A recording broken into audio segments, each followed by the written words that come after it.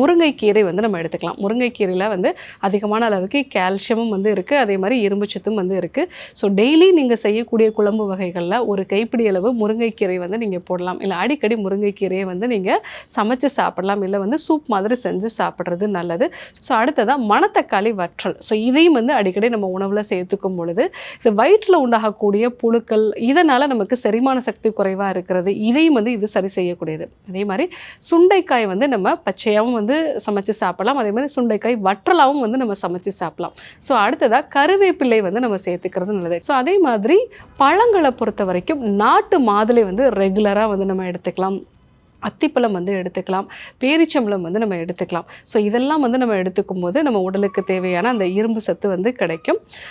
அதே மாதிரி எள்ளு துவையல் வந்து எடுத்துக்கலாம். முளைக்கட்டிய பயிறு வகைகள், அது கூட வந்து கருப்பட்டி சேர்த்து வந்து நம்ம, அதாவது பனை வெல்லம் சேர்த்து வந்து எடுத்துக்கலாம். ஸோ அந்த மாதிரி எடுத்துக்கும் பொழுதும் நமக்கு அந்த ஹீமோக்ளோபினோட கண்டென்ட் வந்து இம்ப்ரூவ் ஆக ஆரம்பிக்கும்.